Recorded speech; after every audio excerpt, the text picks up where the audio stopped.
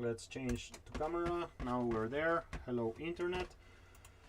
Checking that the streaming is going. Checking that this is in the right playlist so it appears in the future. Yes, it's in the right playlist. Everything is cool. Everything works. Let's go. Hello, Alexandra. So, by the way, you guys got emails already about your academic debts and what you need to do. Is all clear? Any questions about this before we start? No. Where? If you didn't got an email, maybe it means that you don't have an academic debt. Or maybe it means that Masha has not yet sent it. But I repeat something that I have said in some lectures isolated. Between now and the 10th of May, you will have time to complete all your academic debts. So if you have any lecture that after the first semester ended under 40, you have until the 10th of May to resubmit the things that you didn't submit it before. If you don't do that before the 10th of May, you will not have a chance to do it afterwards. So first semester and second semester are treated individually. I'll give you the hand in 1 second, Olga, just finishing this idea. First semester and second semester are treated individually. Every academic debt of the first semester that you had needs to be completed before May 10th. And then the same thing is going to happen towards the end of the summer. Tell me, Olga. But even if we don't have any debts, can we see our grades? Yeah, of course. Of course, Masha, it's going to send you, and she should have done this already. If Masha, if you haven't received your grades by Friday, something like that, just ask them to me and directly, and I can give them to you. No problem. There is nothing right now like a totalization of all the grades of everybody. There is like all the separate predmeti. Короче, if you don't have news by Friday, just write me and I'll push it so you get them, okay? Yeah. Okay. Yeah. Yeah. Okay, cool. That's all cool. I mean, you should have an idea of everything because you have all your grades in Google Classroom, so they are the same. Like the grades that I will show you, the same grades that you have in Google Classroom. I don't know from the point of view of the student if there is a function to totalize grades. I guess not, right? I don't think so. Like there is not a button like to show you the total of a certain предмет, right? No? Maybe. I'm not sure. Okay, we will research that. But yeah, just pay attention to this because for those of you who know that you haven't delivered everything, just make sure that you connect and pay attention because this is really happening. And okay, so just a second. All right, let's start. Streaming is really going. Wait, I'm a bit hot. Just give me a second. I'm gonna change my. I'm gonna put some shorts.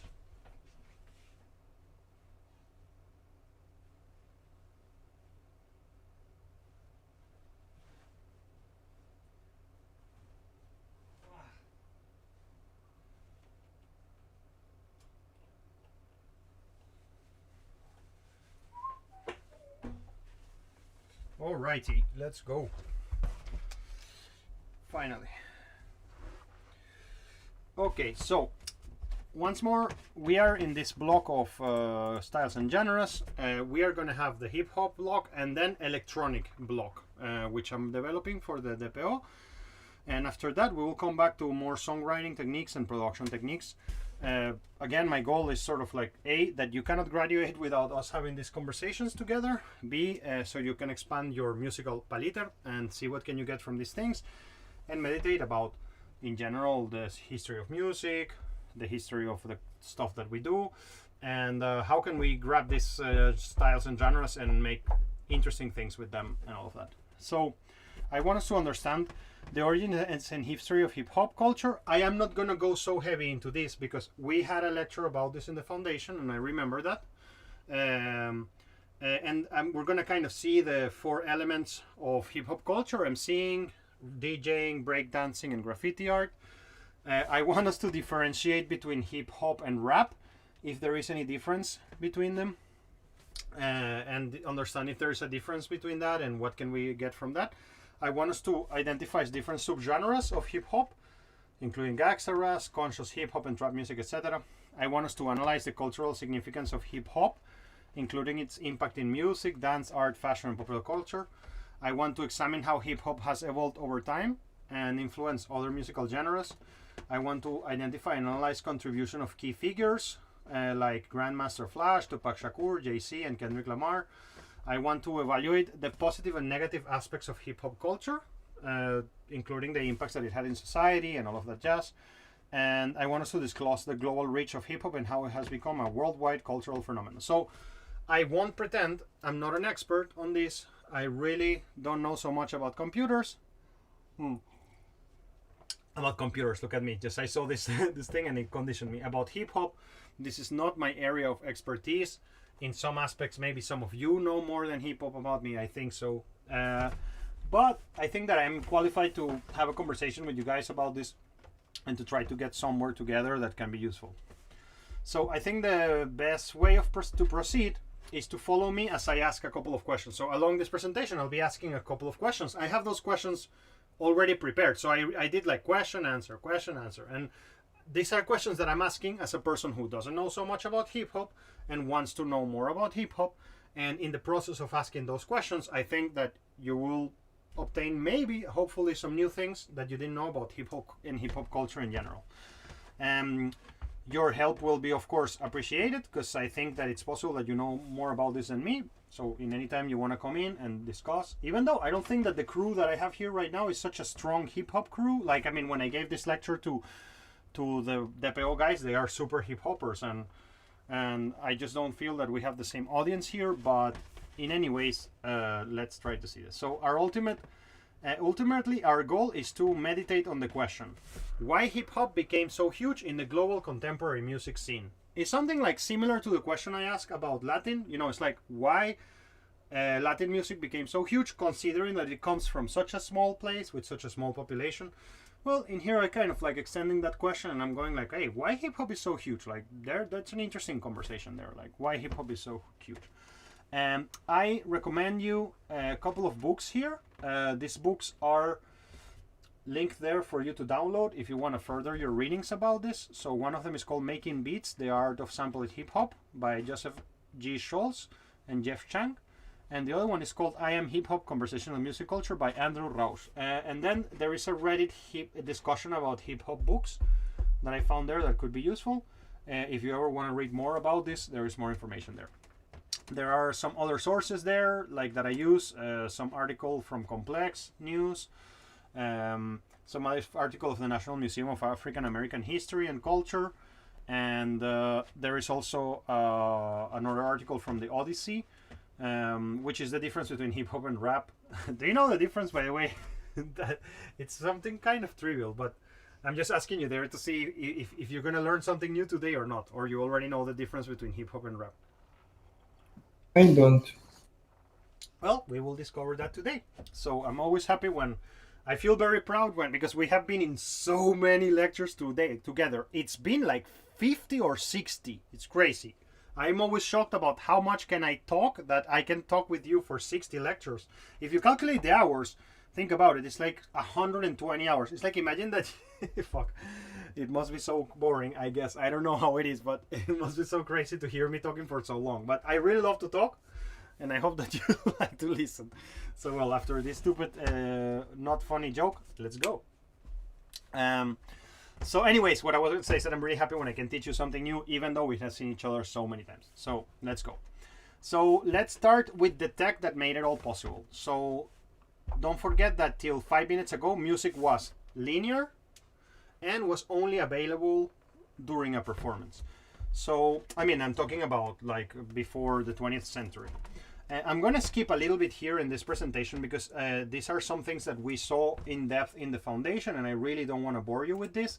I think that this slide, you know, somewhere, I mean, I'm just going to run through it. Hey, we were in different recording mediums, and we evolved towards tapes along the years, and this exploded a lot of new possibilities because thanks to tape machines, we can delete and record new things, and we can record on top of what was recorded, and we could do non-linear music production. and this allowed us to change the way we make music forever. So I'm sure you remember this from our lectures. And then this was even before the digital era. And when we came to the digital era, we changed the recording medium to the hard drive. And thanks to the fact that we started recording into hard drive and not into tape, we could make small samplers and machines that can reproduce sounds at will. So pop, because there is a hard drive inside, I can do a whole bunch of things that I couldn't do before, because it's cheaper, because I can record on top of stuff, because it's portable, because I can input sounds from different places and stuff. So slice, copy, paste, and chop. These things were not possible before until the samplers and the DAWs appears. And the sampler allowed musicians to sample any instrument, and this became the base of a new upcoming genre that nobody had heard before, called hip-hop.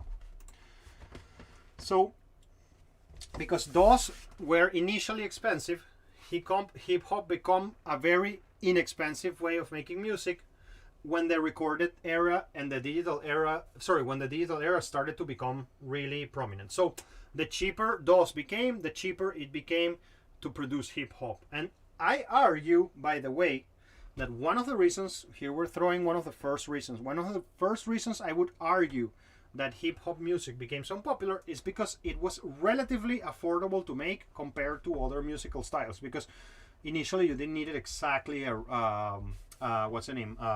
studio to make it. You could already make it in a DAW right from the beginning or with a sampler. But I'm getting a little bit ahead of myself because we're going to discuss this a little bit later. So let's start with the first question. This is what I meant. I'm going to be asking several questions. And why is hip-hop called hip-hop? Why is rap called rap? Why is trap called trap? I added that question there. So if you don't know the answers to these things, you're going to get a little bit of a surprise.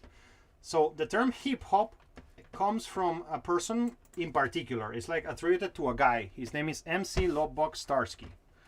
And he was, when he was rhyming and saying things, it was like, for example, we're gonna do a lecture hip, lecture hop. I'm gonna making a lecture hip, lecture hop, lecture hip, hippity hop. Like he was just adding this hip and hop words in between the raps that he was saying. Hip because it's an approach to being hype, like being in vogue, and hop, I really don't know why, but according to many sources, the term was first used by a guy called MC Lobbock Starsky, who often started using the phrase hip hip hop in his rhymes as a way to get the crowds hyped and energized. Hip hip, let's go, yeah. The term eventually became associated with the culture of rapping, DJing, breakdancing, and graffiti, and yeah, that's kind of from where it comes. It's literally a guy started saying hip hop, so people started getting pumped in between his rhymes, and this started becoming associated with the word, with this music hip hop. The term rap, here we go, it's a short version of rhythm and poetry. Holy shit, like we've been using all this music for so long and we had no idea. Well, maybe you had an idea, but I didn't have an idea until I made this presentation several weeks ago that this is where it comes from. So it's a short for rhythmic speech or rhythm and poetry, and it refers to the style of vocal delivery that is central to hip-hop music. So there you go, we already have a difference. Well, we're gonna see it in the next point, so let's just continue. And then, this is really funny. The term trap, like in trap music, is coming from trap houses. With trap houses are locations where illegal drugs are sold. So trap music is called trap because of trap house, basically. It's kind of like, there is a word called whorehouse, right? Like, places where there are prostitutes. So imagine a music genre called whore. Sorry, I know it's not such a funny joke, but I'm on fire today, I guess. So yeah, the term trap in trap music is reference to trap houses, which are located where illegal drugs are sold. The term originated in the southern United States, particularly in Atlanta, where many of the early trap artists were based. The music itself is characterized on heavy bass, fast tempos, dark gritty lyrics, which reflect the harsh realities of the life in the urban areas. What's the difference? That's the first question I ask. So what's the difference between hip hop and rap? So let's have a look. Rap and hip hop are two distinct but related things. Hip hop is a cultural movement that includes 4 elements. Nowadays I understand that these things have changed a bit, but originally this is how it was: MCing, rapping, DJing, breakdancing, and graffiti art. Hip hop culture, I can delete this, yeah, because we already discussed this, sorry.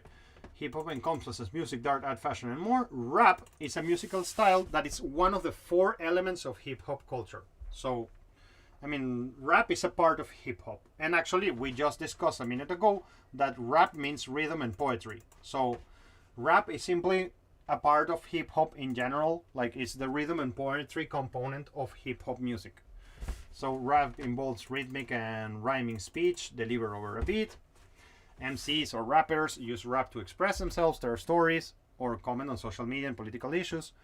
So rap is a part of hip hop, but hip hop is much more than just rap. So I had that question. I was always thinking like rap is a subgenre of hip hop, something like that, but I was wrong. Rap is a tool that a hip hop artist can use in order to push their music aside. So what was the first hip hop album? Anybody has an idea about this? The very first one. I guess that silence means no. The very first hip hop album was Rapper's Delight by the Sugar Hill Gang and was released in 1979. But this was still a little bit like more like a band performance without sampling kind of vibe, you know. This was an American hip hop duo, originally a trio. They released this Rapper's Delight, which was a top 40 hit in the Billboard Hot 100s, reaching a peak position number 36. This was the only US hits, and yeah, and whatever. They did a world tour in 2016. You know this song already. I'm gonna play it for you. Oh, wait, you don't hear anything there. I know in the streaming you could hear it, but not here. Just a moment. Now you could hear it. You know the song, all of you, but maybe you don't remember the name.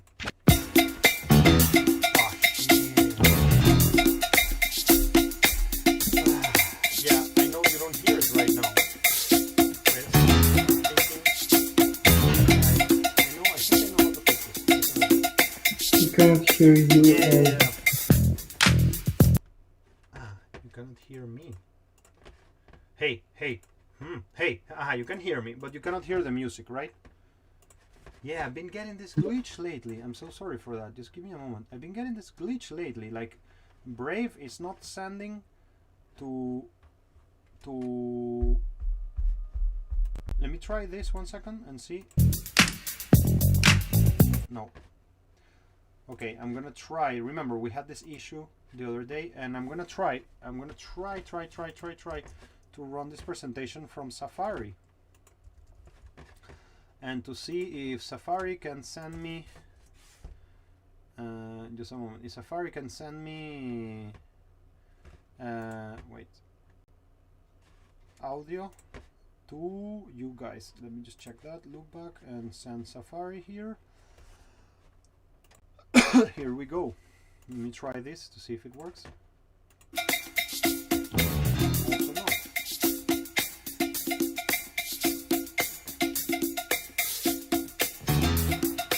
I know what. It's gonna be fine, I think. Yeah. That's a Rapper's Delight.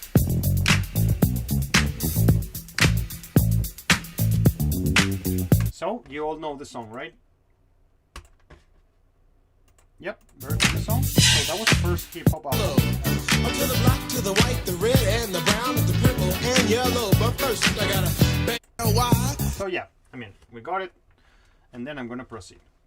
So here is the part where I'm going to skip a little bit. It's like, what's the story of hip hop? Remember our lecture about this in Foundation? Yeah, so I'm really not gonna go back to this again. I have the same movie we watched there. We usually, when I give this lecture for the first time, we discuss the part, I hope that you remember, the part of the community and how important was the community for building a global movement like hip hop, and how much I dream that we can make something like this together in our Russian world, from a Russian world to the world. I mean, not only in the Russian world, like from a Russian point of view, better to say it like that. But yeah, I mean, I really care for us to remember that this thing happened in a block of flats in a particular place in Brooklyn, sorry, in the Bronx, and yeah, that this from one quartier, you know, from one little room, this transformed the whole world. And I like to dream like this always. Like, I don't like when cynical people tell me that you can't change the world because you're only one person. You know, I believe in the power of community, and this is a moment when I would discuss very deeply all of this, but we're not going to do this because we've already seen it. I have here a little summary of the history of hip-hop, and so the roots of I mean, I'm just going to go through it in case some of you were not in that lecture and stuff. When I give this lecture for the first time, we really watch a piece of this movie and all of that, but I don't want to do it right now. The roots of hip-hop tracks back to African American and Latino communities in the South Bronx during the 70s. DJ Kool Herc, that's that guy who was throwing parties in his flat, is considered the founder of hip-hop and pioneered the breakbeats and mixing techniques that would later become components of the genre. Something that, when I gave this lecture again and I could meditate more about this, there was something that I didn't mention to you when we gave that lecture in the summer of 2021. And that thing is that one of the things that happened is that DJ Kool Herc was kind of searching for the moments where, you know, usually in songs there is like a singing moment and then like an instrumental breakdown, and so he was looking for those breaks. Like you see, they're called instrumental breaks because the vocals are not playing there. And then he was looping these moments where vocals were not playing there, the instrumental breakdowns. And from that is where the term breakdancing comes from. I mean, people were dancing to the moment where the vocalist was not playing, and the DJ was kind of focusing the records to perform that part where the vocals were not playing, so everybody can dance, and then somebody else can talk on top of it. Wait, my kids arrive, and I'm going to close the door here so I don't get interrupted.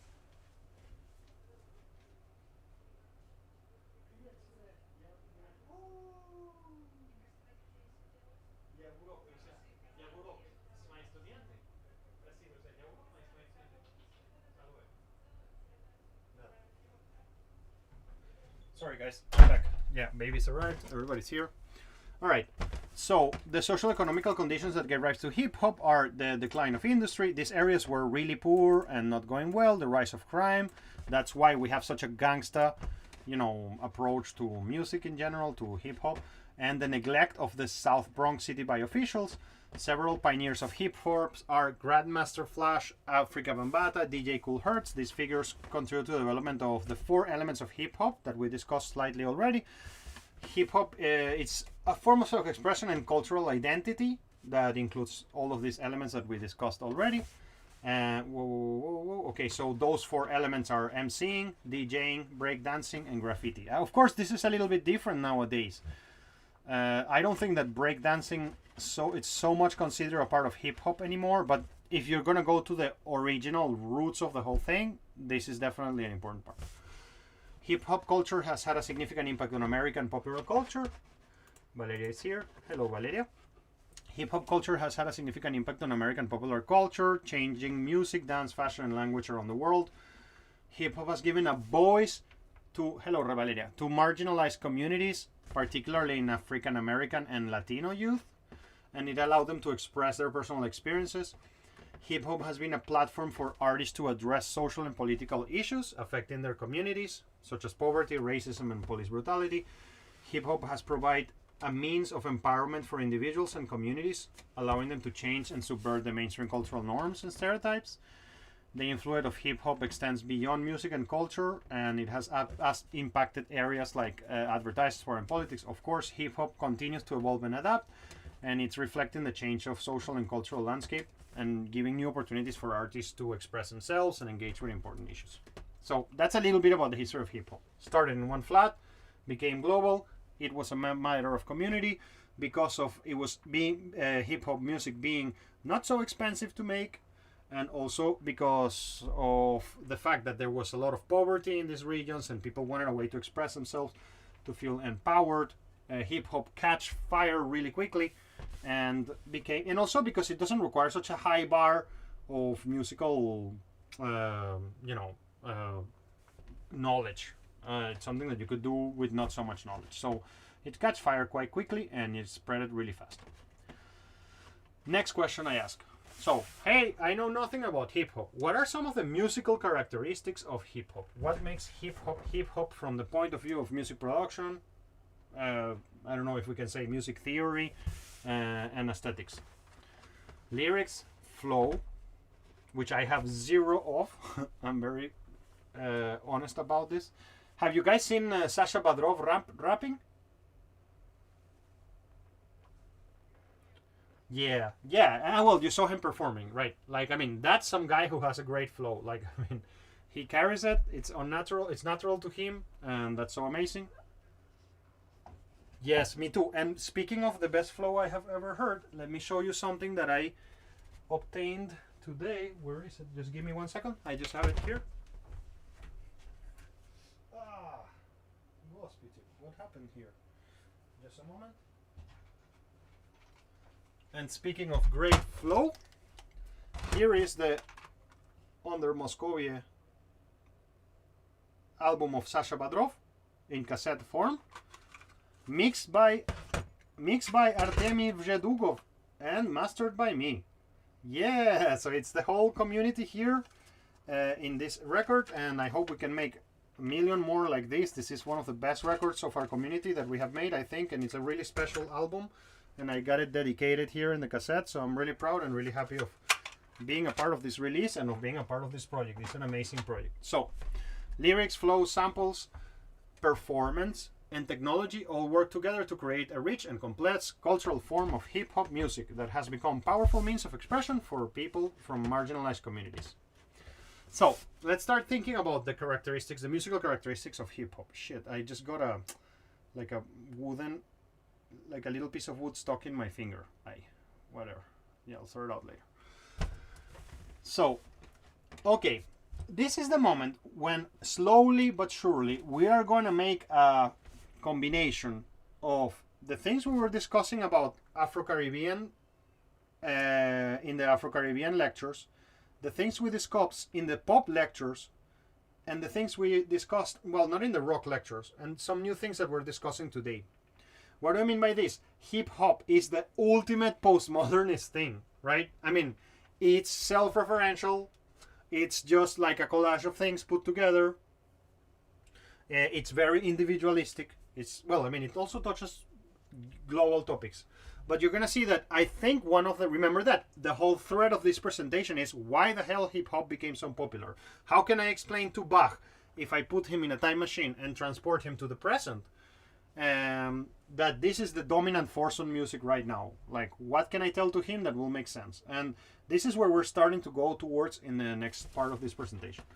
So, hip-hop artists took from the rich history of African American music, which were discussed already when we discussed the Latino side of things, the Afro-Caribbean, to create something new and unique. But they were always playing a tribute to the past. Hip-hop music was built on the foundation of early American musical styles, including blues, jazz, and funk. And also, I mean, hip-hop emerged from a melting pot that was very influenced by African rhythms and traditions that evolved over time. And that's why we are interested in connecting our lecture for the Latino world and the pop world into here. There is something really important when you analyze hip-hop music. I think that this has changed over time, and this is not so prominent nowadays.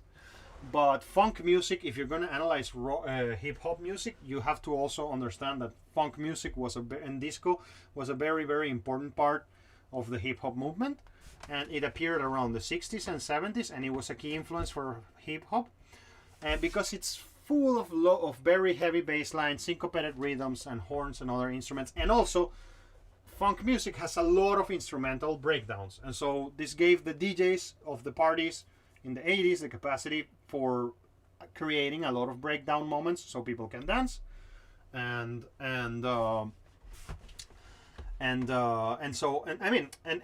so they could they could loop records so an MC can sing on top of them. That's what I'm trying to say. So, great. Hip-hop producers initially used funk samples to create new beats, and how MCs use the rhythms and structures of funk music to develop their own flow and style. So the flow of the hip-hopper, it's very connected to the flow of the funk singer. I mean, they are kind of like parents. There is a parent and child kind of situation. DJing in hip hop has a very important prominent role. So in the beginning, using turntables and scratches to manipulate records were something really important. So this kind of feeling of loopness is really important in the hip hop sound. Hip hop relies heavily on digging, so this is really important. Initially, you know, obviously, the more strange and obscure the samples you could use, the more cool it was. You know, that is what is called digging. So initially, hip hop relied heavily on this factor. It was kind of like a hipsterish thing. I mean, we see it in modern times as a hipsterish thing, but in the past, it was part of the process of, I don't know, of shining light into something new, shining a new light into something old and obscure that nobody knew. So hip hop relies heavily on digging. That is a process of searching rare and unusual records, a way for producers and DJs to discover new sounds and connect with earlier musical styles and traditions. This is all coming from the book Making Beats by Joseph Scholz and Jeff Chang. Hip hop creates meaning through a lot of ways of musical elements that are put together in a collage form. Lyrics in hip hop music are really important, and they express personal and political messages, and they challenge social and political norms. Hip hop relies heavily on the flow, which is the rhythmic and melodic patterns of the MC's vocals, how it conveys meaning and emotion, and how it has become a key element in hip hop music.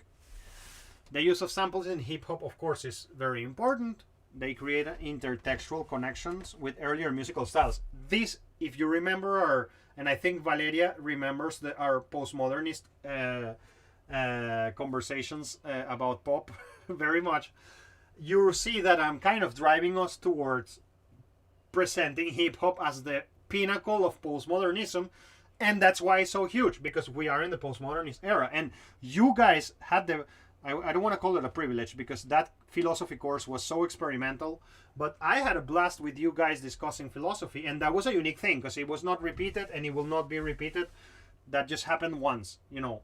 And in that course, we kind of like went through and understood how is it that we are in the postmodernist era, and what does it mean to be in the postmodernist era. And in order for us to understand why hip hop became so big, the only thing we have to understand is like, what does postmodernist means, and then you will get it why hip hop is so big. But I will add some other colors there.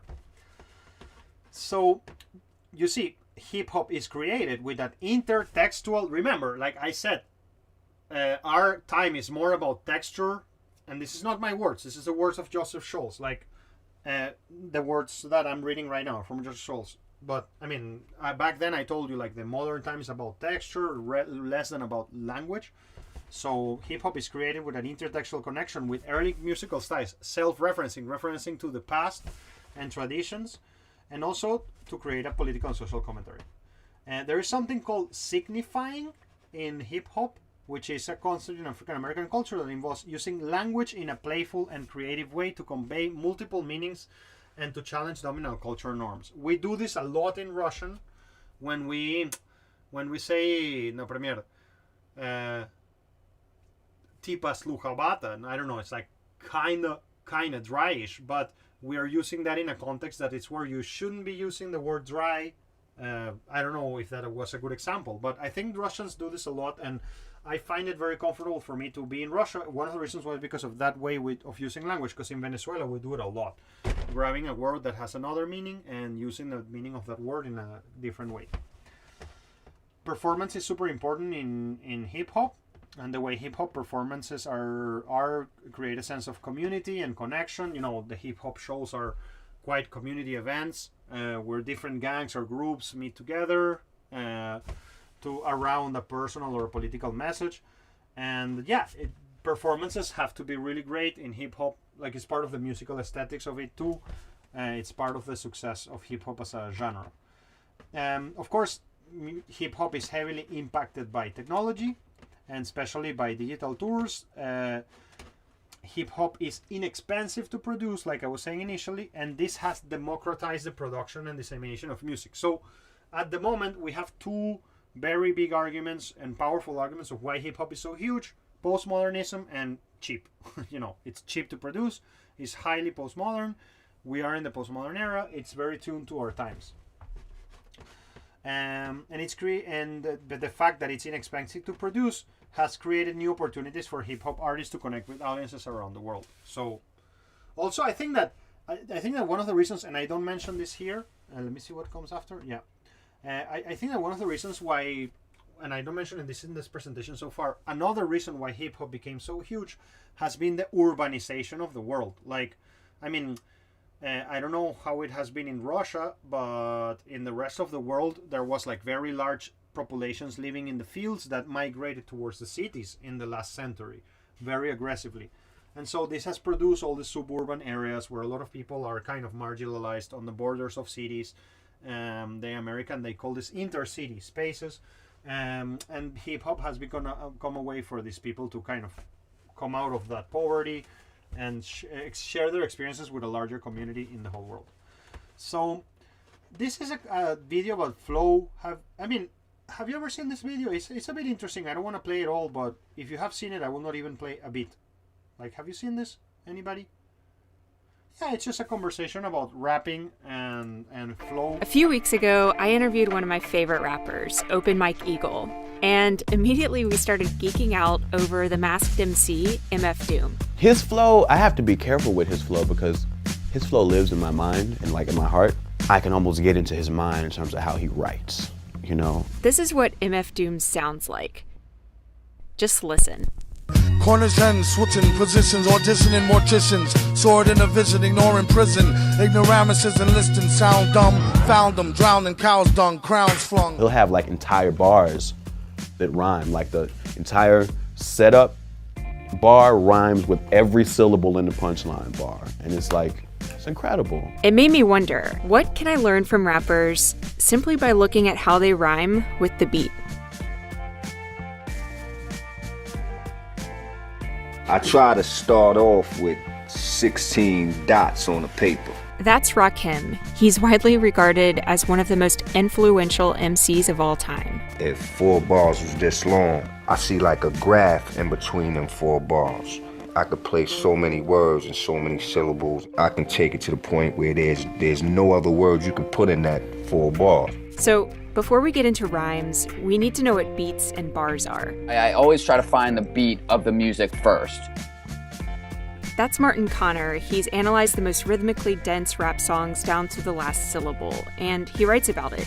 A bar is a grouping together of 4 beats.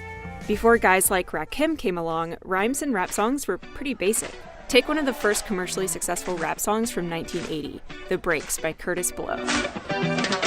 Hey, I'm actually tripping this, so I'm going to let it roll a bit. It's not for laziness, but I think that we're going to get some interesting stuff from here. So if you don't mind, I'll play a bit of this video, like some 5 or 6 minutes. Let's see. Brakes on the bus, brakes on the car, brakes to make you superstar, brakes to win and brakes to lose, but these here brakes to rock your shoes, and these are the brakes. Break it up, break it up, break it up! This simple AABB rhyming pattern with no wordplay or puns is pretty predictable, lyrically and musically. But fast forward to 1986, and you've got songs like Eric B. is President from Eric B. and Rakim.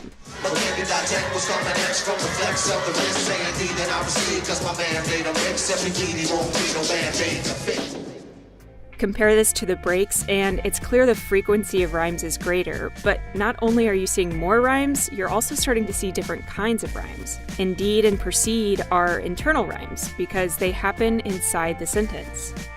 Man made a mix and Band-Aid to fix are multi-syllable rhymes. The other thing Rakim does later in the verse is cross the bar line, and he does it in a tremendously clever way. I hurry up because the cut'll make him bleed to death, but he's kicking it, plus it ain't no half-stepping. The party is live, the rhyme can't be kept inside of me, erupting just like a volcano. Crossing the bar line happens when a sentence like "the rhyme can't be kept inside" doesn't end when the bar ends.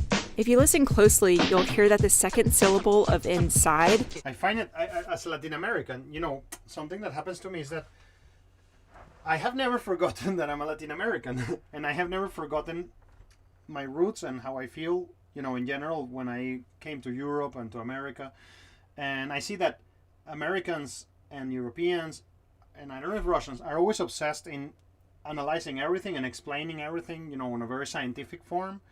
I bet you that none of those rappers think like that. They just like do what comes natural to them, and then some other dude or girl sees what they're doing and, oh, of course you're trying to do this, this and that, and this is like obviously attached to this rhythmical structure which is coming from this origin of this music theory point, and the rapper was like, no, I was just like being myself, kind of thing. Like it's I find this funny.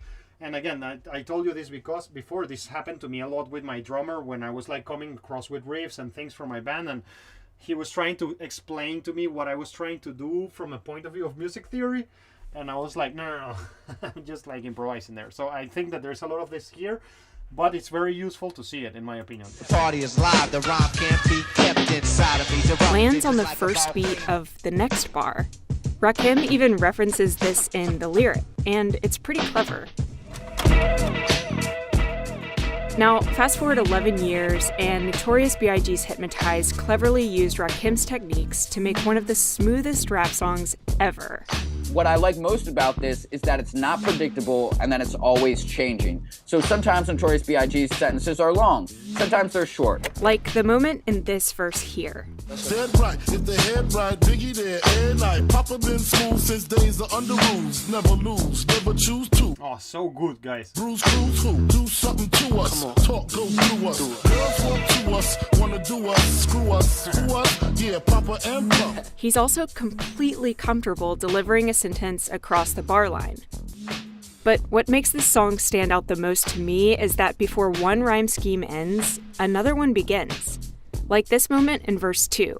All Philly hoes know it's Moschino. Every cutie with the booty for the coochie. Now who's the real dookie? Meaning who's really the shit? It's so funny that we're seeing this in a university. It's like a very elevated cultural moment. All Philly hoes go Moschino.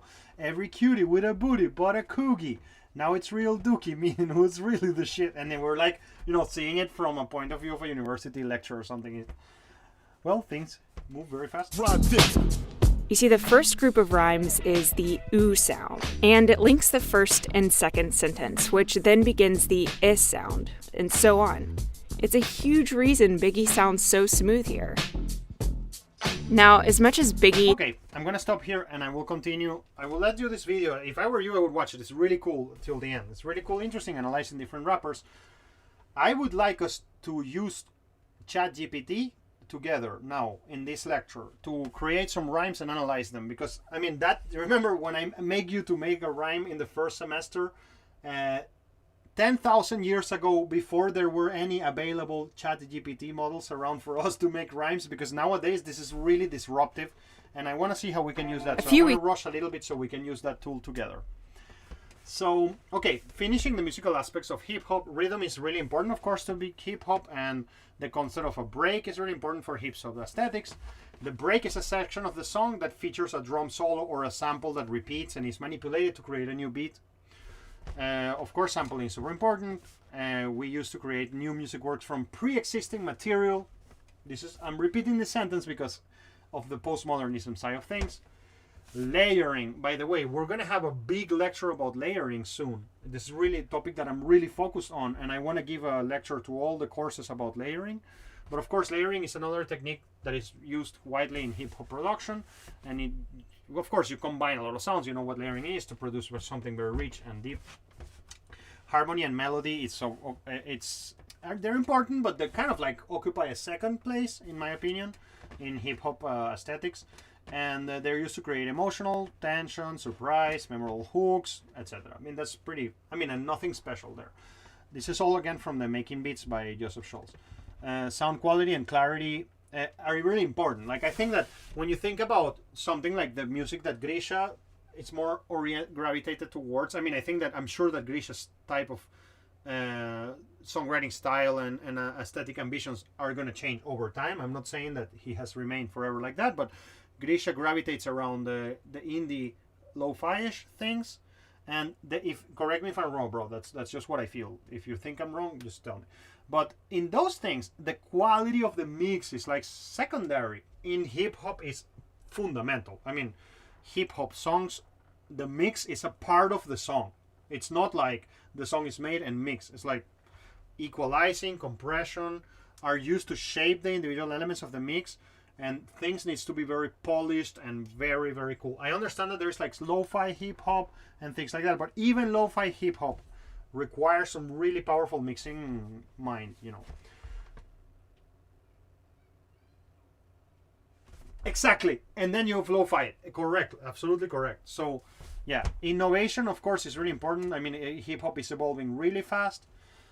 Producers are pushing the boundaries all the time and keeps the genre vibrant over several decades. So, let's grab a lot of things that we have said in different lectures and stuff and put it together. Hip hop is a blend of Afro-Caribbean roots, sampling, pop ambitions, electronic music, social unrest, thug culture, catharsis, and poetry. I mean, just wrapping it all up. Now, on the pop lectures, we said, I mean, I kind of boringly, I should have been quiet and just keep this for the end. Next time I will deliver this lecture, I will do that. But I kind of already spilled the beans, like they say, or already gave the spoiler of what's up. But, I mean, postmodernist view of, I mean, let's connect it. We were discussing that pop culture has this facet that is an expression of postmodernism. Postmodernist view of language is that language is not transparent and objective. Language is self-referential, meaning of all words refer to themselves. Hip hop is up. Come on, where are you going back? My own personal claim is that we are in a postmodernist moment, a pop moment in our culture, and in this moment, we already saw this when we saw the postmodern lecture. Language and meaning are not at the center, but referencing and lack of objective meaning and language took over and reflects most. And I mean, and what we care more about nowadays is textures and imagery to describe complex ideas. And then we had the Afro-Caribbean conclusions that we had, right? It's the joyful sorrow of the person who has nothing to lose. Afro-Caribbean music is the world's folklore in a way. Afro-Caribbean music is about the counterpoint between questions and answers. Understanding Latin rhythms will take you to polyrhythms, etc. I mean, so we have these two things, which is postmodernism and Afro-Caribbean elements colliding with each other and blending and creating something new. So pop music tries to transmit the message in the most straightforward way. It's a music where language takes a secondary seat over texture, form, and reference. It remains very accessible. One of the main points of music is to make music without prior musical knowledge, that people that have no musical knowledge can digest it. To the drive to dance, it's really important in pop music. And now I'm back into pop music for a second. Over the years, pop has become more darker, and nowadays pop can be expressed almost in any subgenre. And I said back in the lectures of pop music that the rise of hip hop means that kind of like, in some ways, hip hop and pop kind of have become sort of like a blend. There is still a difference between them, but a lot of major pop songs are kind of like hip hop songs in a way. That's sort of what I mean. So, wait, what happened here? So, okay, this is my own thoughts on hip hop. I'm blending all of these ideas together. Hip hop was born out of a party scene.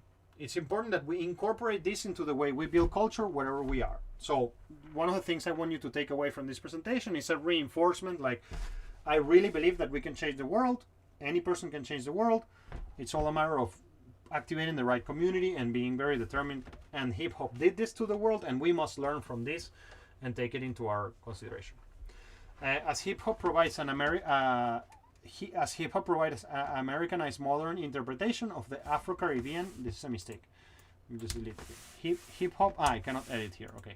Hip hop provides an Americanized modern interpretation of the Afro-Caribbean roots that it's now feeding into the cultural movement. So I also think that one of the reasons why Afro-Caribbean rhythms keep growing in the world's culture is because of hip hop too. There is a blend, because I told you that Afro-Caribbean music is like the world's folklore, and pop music is the expression of the postmodern time we are. So this blend of world's folklore with a pop type quest, together with the representation of minorities, provided a recipe for success for hip hop that partly explains its gigantic size. Catchy beats and catchy lyrics. Hip hop music is characterized by catchy beats and catchy lyrics that resonate with audience of all ages, race, and background. Remember that my goal is to answer why hip hop is so big. So these are answers to that.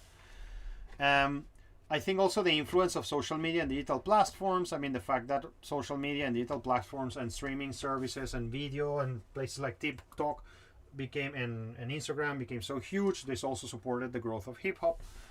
Hip-hop has become popular in the world because of its ability to capture the pulse of contemporary society. I think that's important.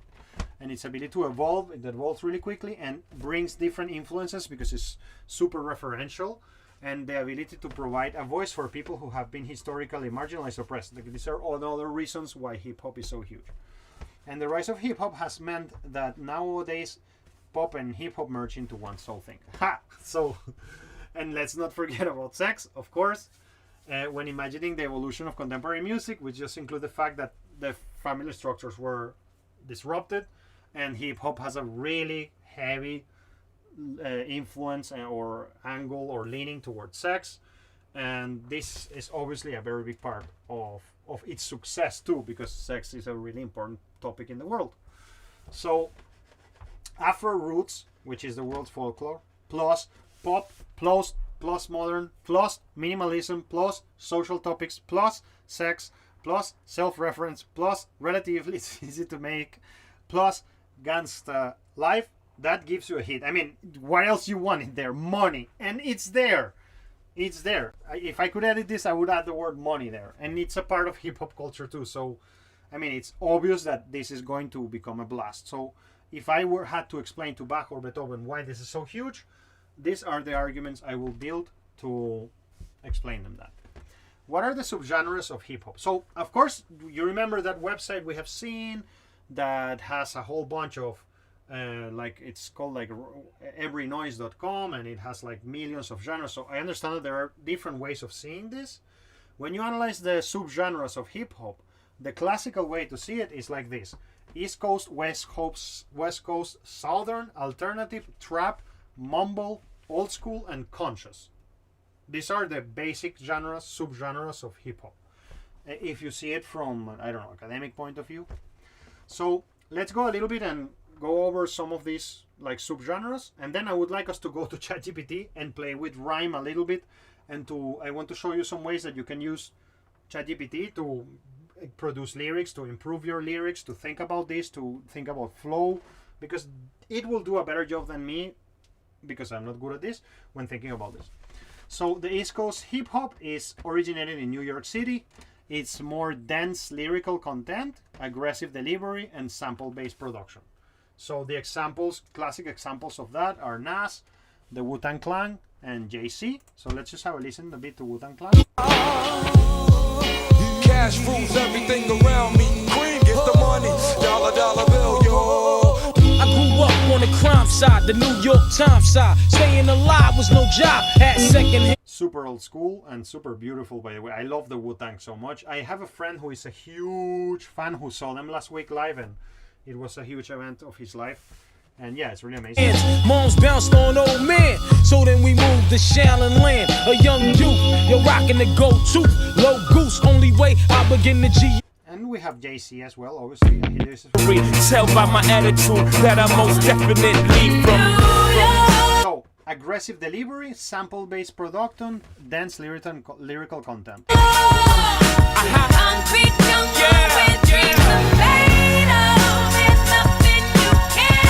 Great, we know the song. Let's move on a little bit. So then we have West Coast hip hop. It's the California hip hop, and it's more laid back, funky, and more gangsta. So good examples of West Coast hip hop are NWA. You all know what NWA means? I guess you do. Do you know this? NWA?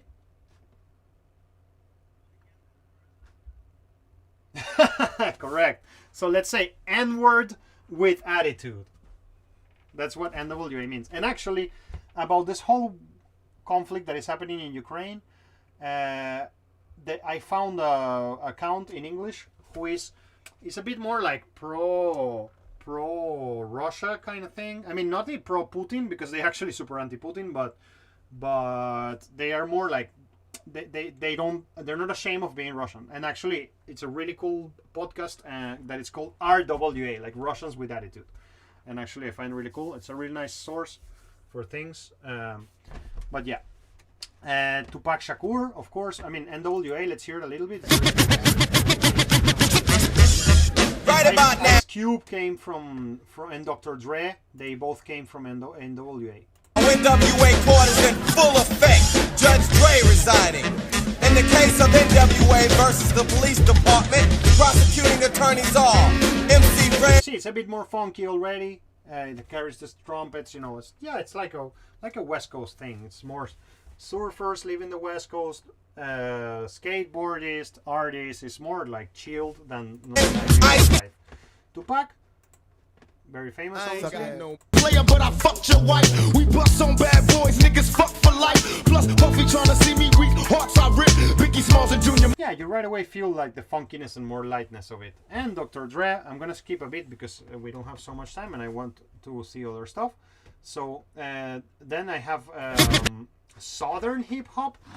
So you will see, like, it's originated in the Southern United States and its characteristics by heavy bass, bounce beats, and down-to-earth lyrics. I think that I'm not surprised that Southerners make a bit of a more quote-unquote friendly hip-hop, because these are areas where there is less social tension in between whites and blacks, because it's more a black area in the modern times. In the past it was really PPS, but nowadays it's not like that. So Outkast is that kind of like hip-hop, you know, like more Baby mama's mama.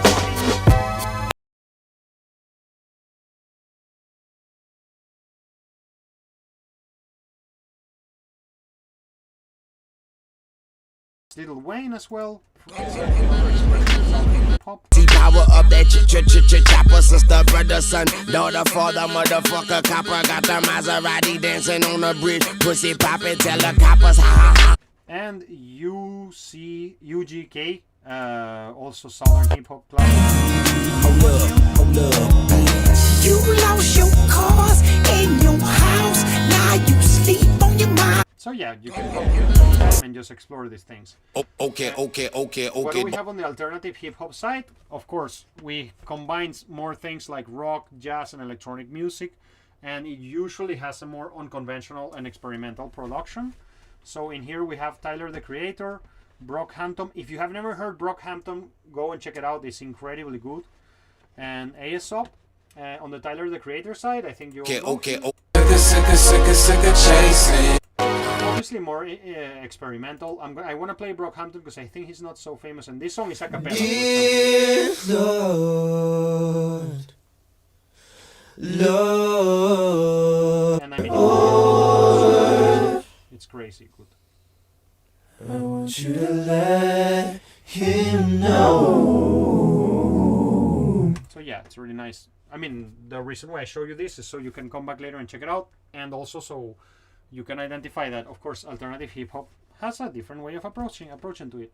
This one is really nice. Super different approach to production of hip-hop music.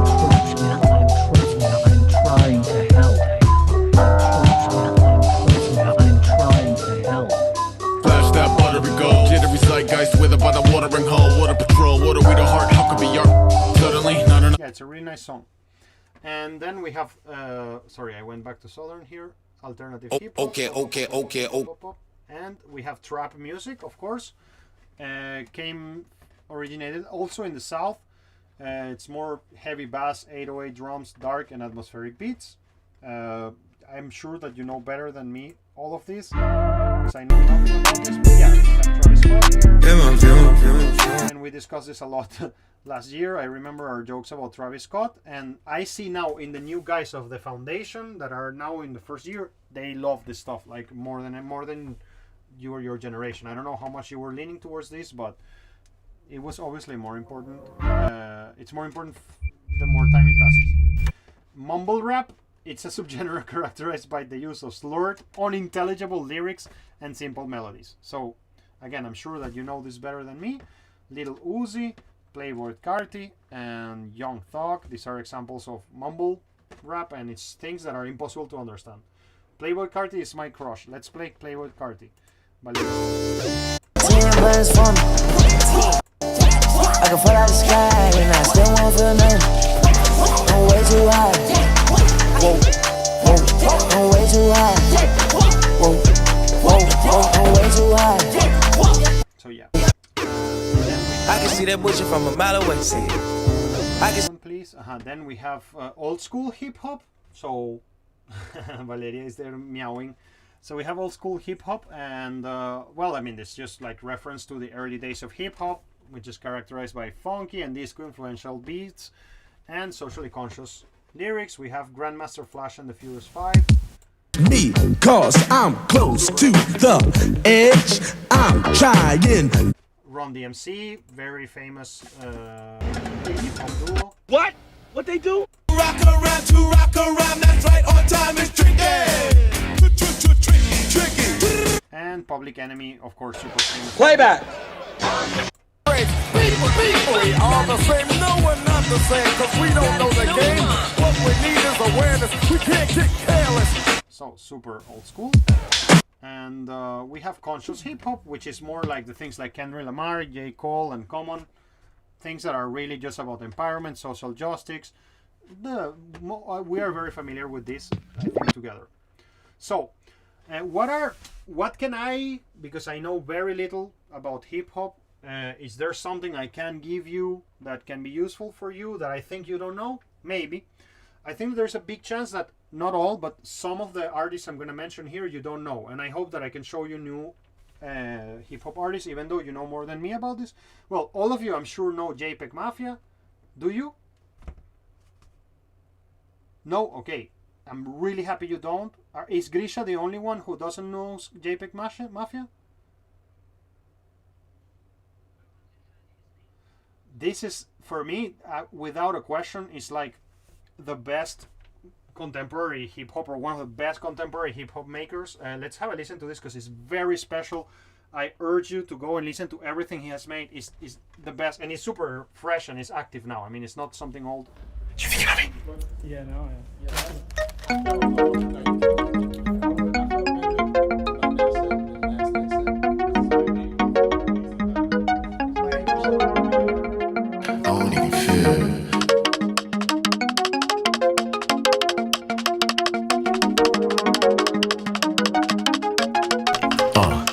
These hostess can I won't even try to, I won't even lie.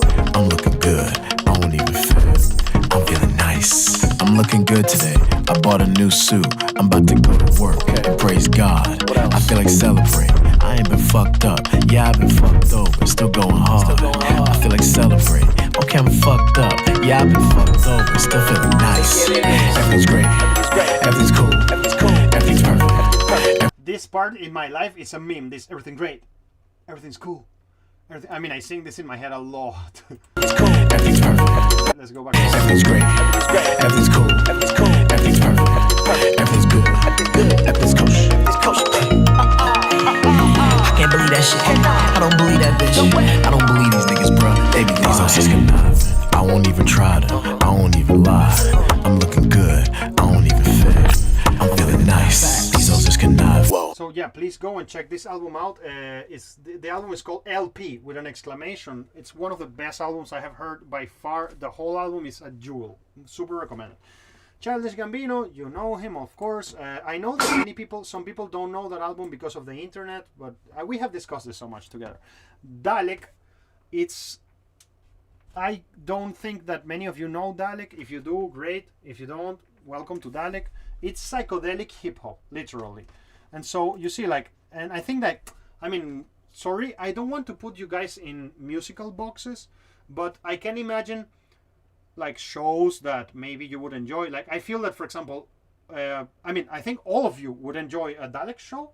I think that Olga especially may enjoy a Dalek show. I mean, because of how it's made. I, again, don't want to put you in musical boxes, but you all have kind of like your preferred music, and I have gotten to know this over time. And you see, Dalek, it just builds on experimental ambient music and just makes hip-hop on top of that.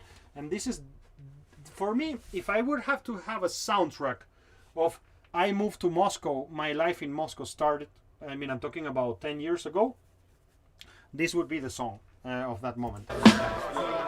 So yeah, you will see. Just Haven't quite mastered movements after 3 full decks. What we seem to go through rarely ever makes sense. From the scorching country fears to the harder projects. What we know but hips. Position shift, but survival's all basic. Ain't a fucking thing sacred now. Damn, it's heretic. Within my 10-minute song. speech lies the last of my heritage. Headshots for higher average. And it, like Miles Horn, will humble. And counting my cookies and mines. And it,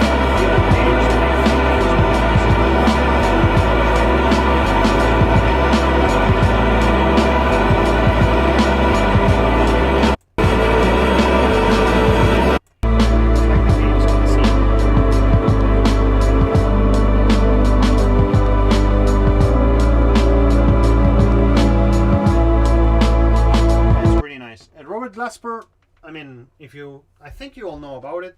If you don't, would be cool that you check it out. One of the best piano players in the world. He has the Glover Rasper Experiment, which is like sort of like a more pop project of his. He's usually making really cool jazz.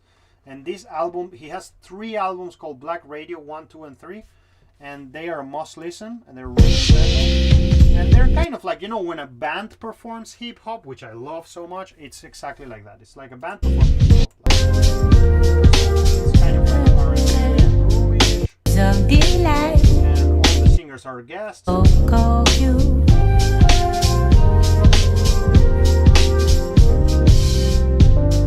Rich as the night, Afro blue.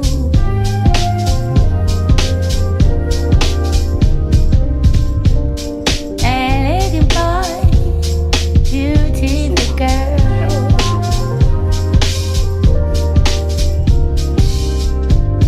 Dancing for joy, elegant world. So, and Church Crush. Crush. And the next one is Deltron 330.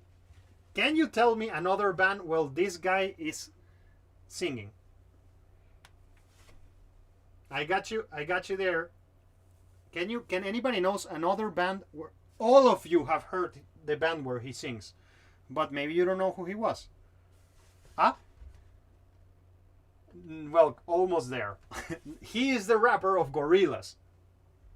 When you hear Gorillaz, finally, somebody get me out of my cage, that's Deltron 330. And he has, of course, an amazing solo project. Actually, the bass player of the Mars Volta is the bass player of his solo project. This album is it's from 2000, it's a bit old school, but he has also new material. This is just my favorite album. Check it out so you can hear his voice and you will immediately hear the guy of Gorillaz. Things you can do, some can't be done. It's really Things awesome. you can do, some can't be done. Things you can do, some can't be done. Things you can do, some can't be done. Things you can do, some can't be done. Things you can do, some can't be done. Things you can do, some can't be done. 30-30, way past the millennium. Check it out. Yo, Deltron, Thunder Force, ain't no other source of sunlight. 2-ton mic, leave you tongue-tied, running amok with technology with no apology. Shouting out to my colony with third eye. So, there you go, the rapper from Gorillaz. And Talib Kweli is another person that I know. I mean, I chose this especially thinking like what rappers maybe I know that the guys don't know. And Talib Kweli is an amazing rapper. Say a bit more flashy, like, and really nice rapping style. Here we go, come on, here we go, come on, yeah. Blacksmith, pay attention, got a rainbow, yeah.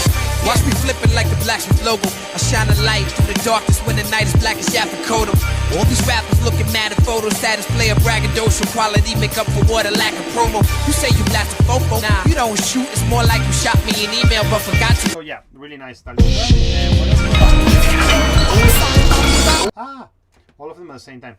I added, you know that I love the song of Eminem. We discovered it together in the foundation.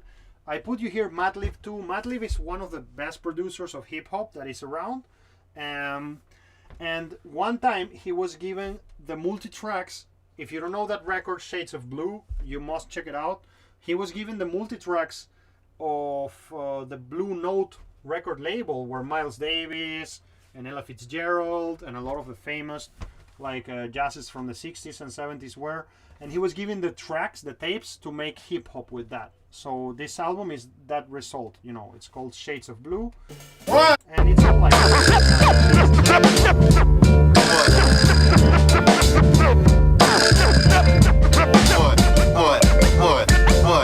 yeah, it's very special, old school hip hop made sample based.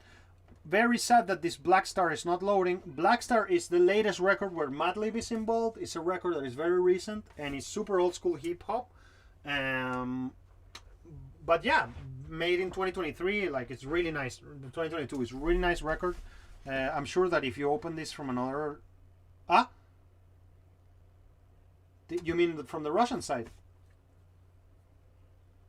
The Black Star label. Got it. Yeah, the Black Star label. Now, clipping, you know, Kate Tempest, I think you don't know, possibly, and I put it there for you. She is an amazing rapper from London. I don't know if she's exactly from London, but she's from the UK. Moment in the middle of a city, there's a million epiphanies occurring. In the blurring of the world beyond the curtain and the world within the person, there's a quivering. The litter in that alleyway is singing.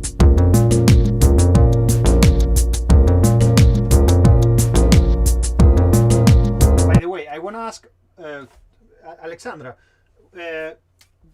can you send me the lyrics of one of your songs in Telegram, please? I will use this after I finish this blog.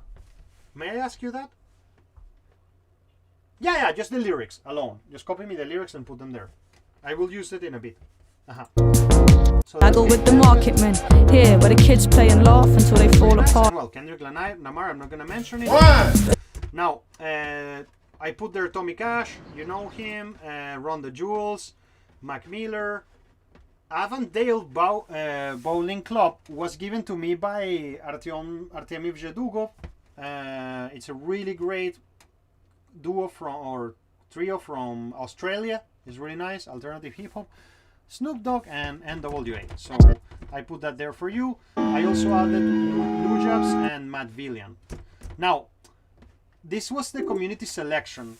Kanye West, Eminem, Young Lean. Bones is amazing, and Young Lean is amazing too. I'm sure you know it. If you don't know it, come and check it out. Suicide Boys, also really cool.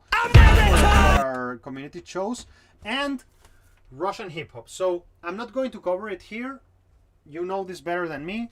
But there is a list here that is huge, that it was made by our student. We have a student from the first year, Alexei, that he's really great rapper too. And he helped me to make this list. So who do we have here? This is more from the early stuff, like Sergei Minyaev. Now we know this, and Dietzel. I think you know this better than me.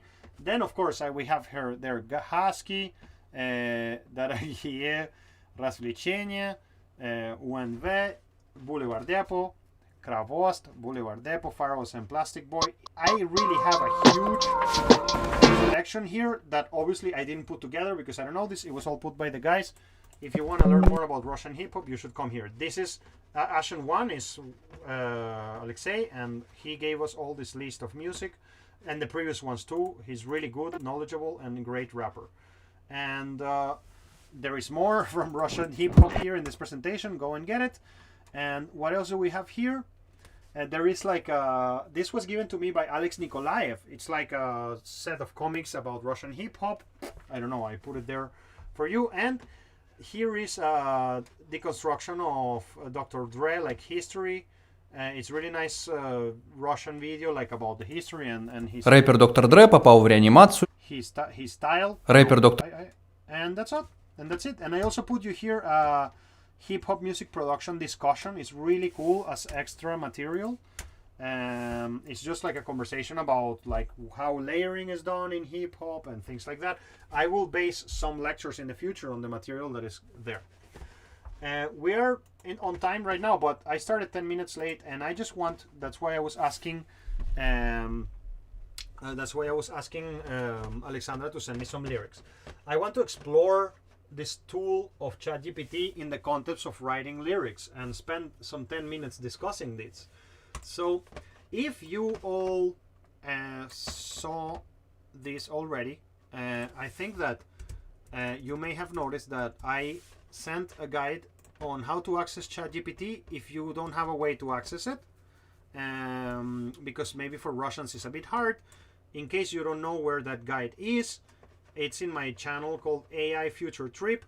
If you don't know how to find that channel, it's in our other channel.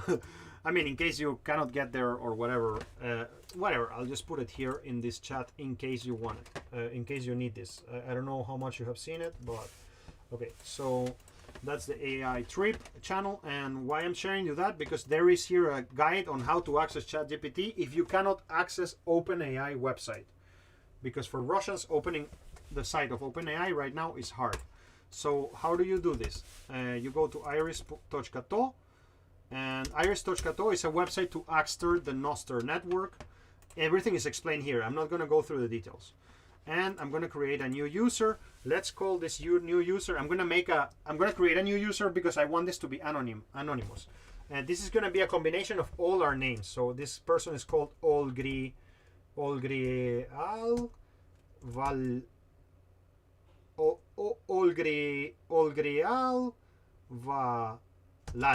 Okay, that's the name of this guy. It's Olga, Grisha, Valeria, Lala, and Leo.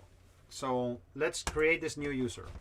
And the next thing I need to do is to follow these accounts. So I'm going to follow this account. These are bots that are connected to ChatGPT that allow us to talk to ChatGPT even though we don't have access to OpenAI website. Of course, the best way is to go to the OpenAI website and just go there. But if you can't do that for any reason, there is still a way to access ChatGPT. And I'm going to follow Cyborg too. These are different... These things that I'm following, these are accounts in a decentralized social media network called Nostr. These are accounts that connect to OpenAI. I know that I have mentioned this already to some people. Maybe you were there, maybe not. That's why I'm repeating this info. For me, it's important that all my students know how to access ChatGPT because this is a major game changer in the history of humanity, and it's not optional to not go into it. I mean, because it's kind of like not using Google in the 2000s or something. It would be like, why do you not use Google? No, because I like more Yahoo. And it's like, okay, good luck at being not so productive as me. So I want you guys to be inside these trends. I mean, I don't want, but I want at least to put the resources on the table, and then you do whatever you want with that. So what do we have here? These accounts are bot accounts that are connected to ChatGPT, and so whatever you ask to those accounts, it would be ChatGPT who answers. And so I just follow GPT-3, and I'm going to follow another account. It's the same. It's just a copy of the same thing called Cyborg. And so all I need to do was to create a user and to follow these two accounts. This user I created. And by the way, please, if you're going to do this, it must be an anonymous user, because when you access ChatGPT in this way, everybody can read what you're writing.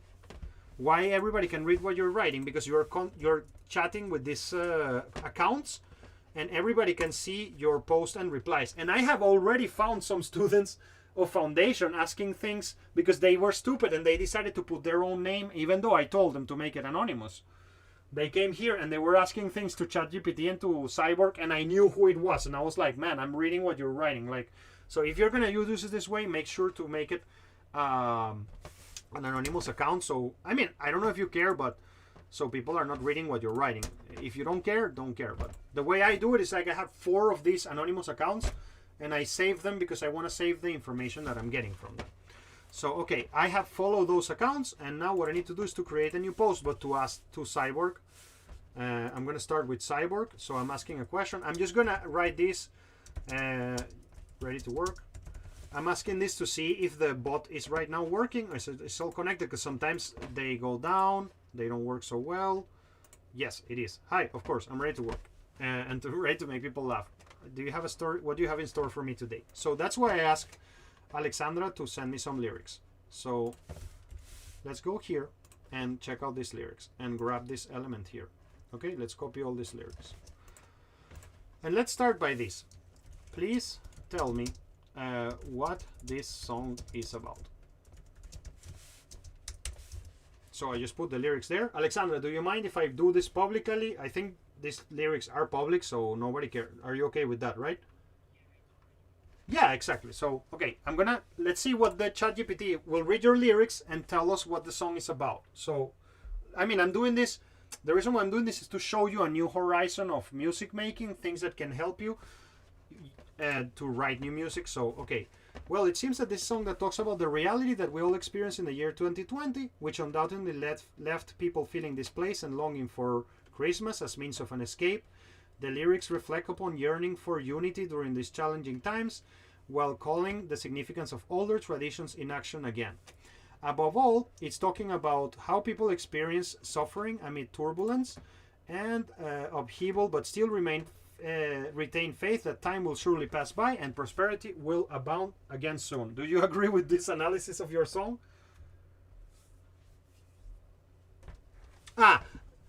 ChatGPT has only data until 2021. So, yeah, that's why he's thinking like that. Because he's seeing it from, like, ChatGPT lives forever in October 2021. Right now. Yeah, of course. I'll send it right back. Okay, so the reason why I ask you, I don't want to show you, look how cool this thing analyzes lyrics, because that's not my main goal. I wanted to grab the lyrics of one of your songs and do this. Please rewrite these lyrics in a rap. Wait. Let's write lyrics for a hip hop song in the style of Childish Gambino. So he's going to grab the material that Alexandra wrote and is going to rewrite it as if Childish Gambino wrote these lyrics for a hip hop song of his. And then this is what I really wanted to do. Let's wait for right now it's processing. You see, he says this. Well, challenge accepted. Here's a rewrite of the lyrics into a hip hop song in the style of Childish Gambino. Tell me what you dream of before the world show its real side up. When you look up in the mirror, now it feels like everything is getting dimmer. Because Christmas is not like before. It's a war on our door. I hear no ho-ho spirit no anymore. Fuck, man, this thing is crazy.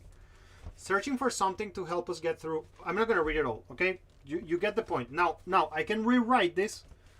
I want to do this. Please rewrite those lyrics, but in the style of Snoop Dogg. There is a reason why I'm doing this. Okay, so let it produce a result for us.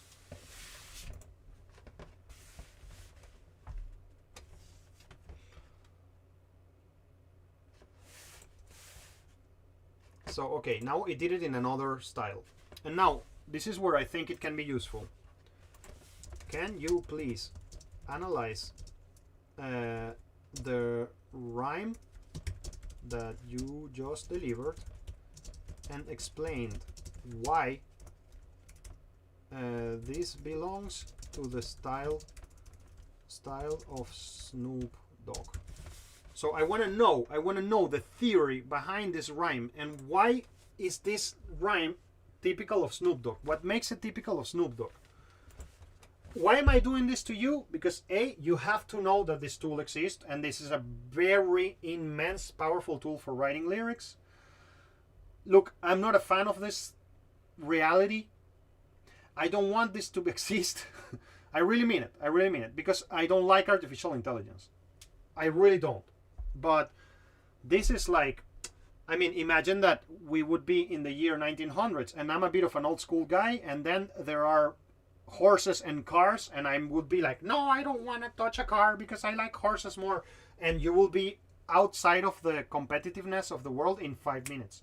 So the only way to fix this is to go into it right away. Not to fix this, but to navigate the fact that this thing exists, is to just go inside right away and not to wait 1 minute, just to start using it, because everybody is already using it and it's important. So, okay, this is what I wanted to see.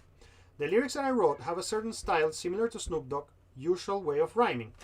In this style, the rhyme pattern's alternative between multi-syllable and single-syllable words pairs in successive lines. So, for example, verse 1 in line 2, before this crazy world turned into combat, Verse line in 1/4. It ain't easy to smile when everybody hustle and won't stop. These lines contain 5 syllables followed by 9 syllables. So you get the point. I mean, you can grab the lyrics of any of your favorite rappers and put them here and explain to this and ask the system to explain to you why that lyric is, why that style is as it is. What does it mean to have that style? Let's see what else it says. These lines contain 5 syllables followed by 9 syllables with 4th and 8 syllables respectively. Suno is famous for his laid-back flow, which follows this alternative pattern of multi-syllable, single-syllable word pairing commonly known as pimp talk. This type of rhyme allows for flexibility. In summary, the rhyming flow from new Snoop Dogg voice requires large number of rhymes per verse, etc., etc., etc. Of course, you can also go around and say something like this. Imagine the power of this songwriting resource. Okay, I'm currently writing an album. I mean, I'm very slow at this and I will do it for many years. I'm not going to be ready for a while, but I'm writing an album called The Unknown. That's kind of the new concept. I have even told you this in the past. And I have a song called The Unknown. So one of the things you can do to use GPT as a resource for you, and by the way, before I go and explain what you can do, I want to say, I don't want you to replace your work with the work of a robot. I mean, the way I see this is as a productivity hack that will help you to get unstuck when you're stuck, if you ever get stuck. Or it would help you to proceed when you need to proceed. For example, I'm writing a song called The Unknown. I would like your help. I would never write lyrics. Well, who knows? Maybe I will write lyrics like this. I don't know. But I will have lyrics when writing the lyrics. Please create the lyrics for a song that has 2 verses, 1 chorus, and the bridge. 2 verses, 2 choruses, and a bridge. Choruses and a bridge, and a bridge. Please note that both choruses must have lyrics, but they must be slightly different. The singers that I like are Maynard James Keenan, Cedric Bixler Savala, and I'm gonna say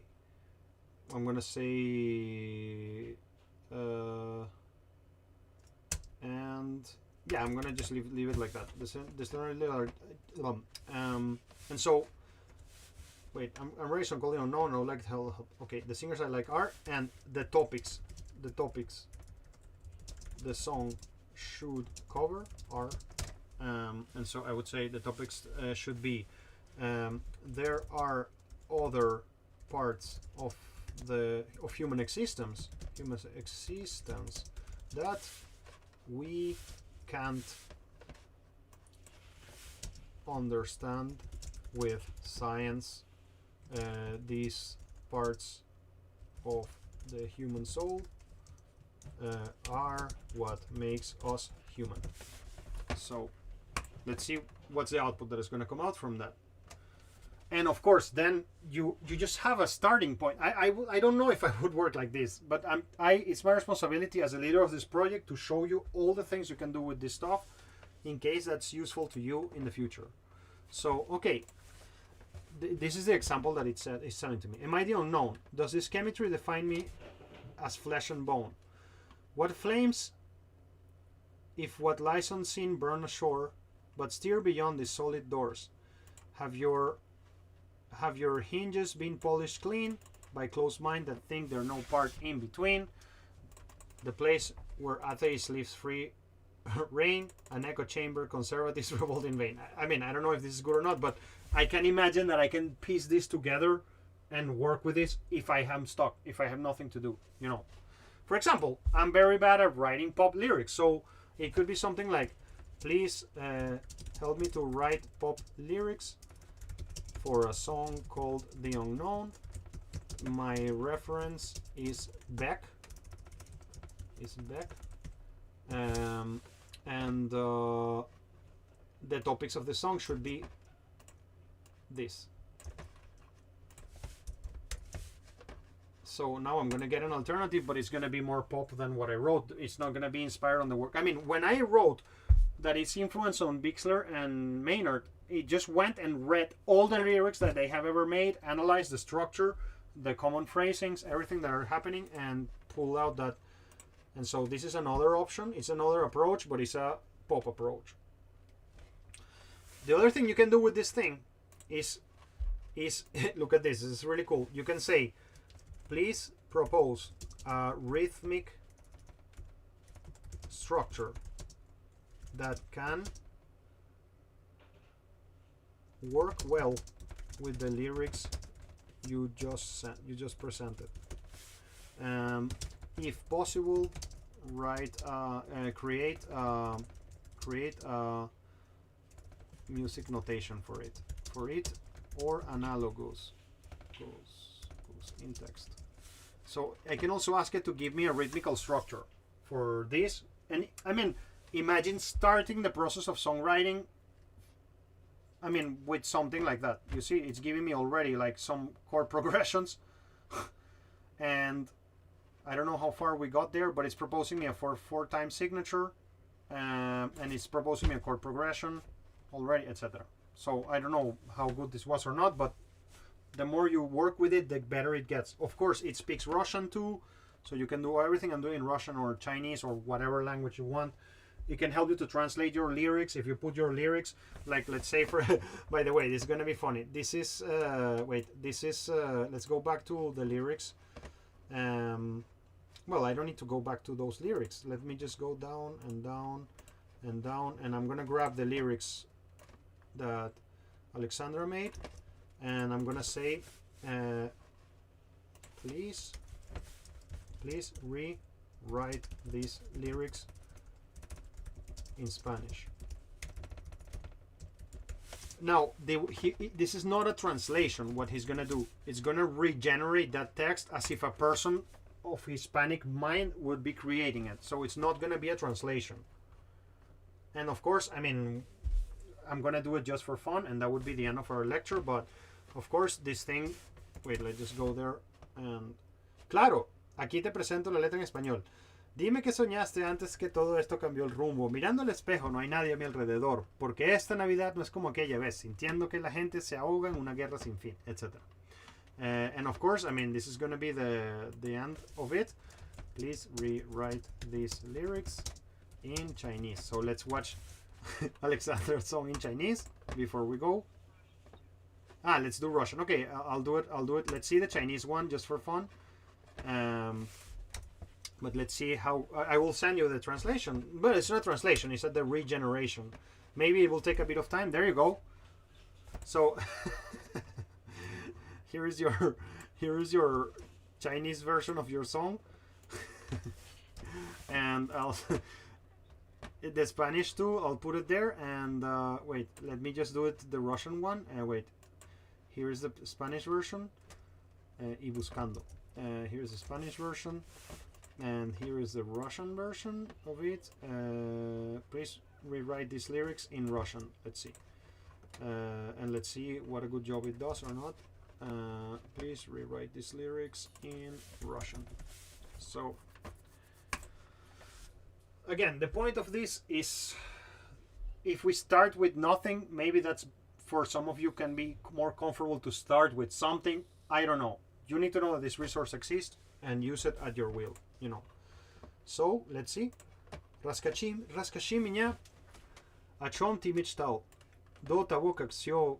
by the way, and you can also give it a style. You can say, like, please write it in Russian in the style of Zemfira, for example, or in the style of whatever you want. Like, it would also follow that.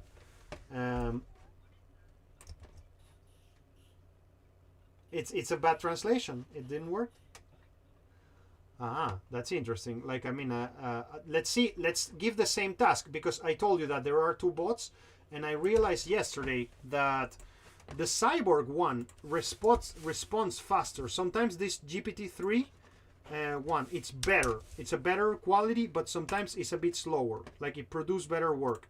Let's see if let's do it with the GPT-3 one. Let's see if it works, because last night it was not working to me. And it was taking a bit long, but it really produces better results. I think it has higher computational power. Yeah, right now you see it's not responding so immediately. Let's see, maybe it's just that it will take a bit of time, and we will see. Yeah, if you're gonna use it, I recommend you to first. That's why I started by saying like, hello, are you ready to work? And if it replies, so whenever I want to work with this, I come and I ask both bots like, are you ready to work? And the one that answered me first, I follow it. But the GPT-3 one is better. It's better quality output. So I don't know. It seems that it's down right now. I mean, the user maybe has the computer off or something, or it's just overloaded with tasks and we will not see it. When I get an answer later, I can send it to you. So wrapping it up, yeah, I mean, this is the little bits I can talk to you about hip hop and the little tools I can give you to help you to conceive the flow from another point of view. I don't think that is, in my way of seeing, it's like we have a new tool in our lives and we have to learn how to use this. But of course, we have to learn how to not replace our individuality with this. The way I see it is like, right now, I have a team of writers that write for me, and then I'm the editor. So, of course, the real power and the beauty is going to come from the edits that we make and the decisions that we made on what the system generates. So, yeah, unfortunately, the GPT-3 one is not working right now, so it will work. Maybe the answer will come like in an hour or so. Okay, friends, next week we will see the electronic music one, and after that we go out of this block of styles and genres, and we will go back to more exercises on writing, etc. By the way, I forgot to mention you, we did this in the classroom. Maybe some of you were there, I don't remember, because I know that some lectures are in between second year and third year, so I don't know who were you there, but we did this with Ivan Trafimov. And we got the system to write chanson lyrics in the style of Sergei Trafimov. And Ivan Trafimov read this and he agreed that the system was accurate in the way his father writes lyrics. So it was funny. So my friends, any questions, commentaries? Do you feel afraid, happy about this technology? Do you think it's a shame? Do you think it's bad? Do you think it's good? Do you think it's positive for your world or negative? Like, how do you see it?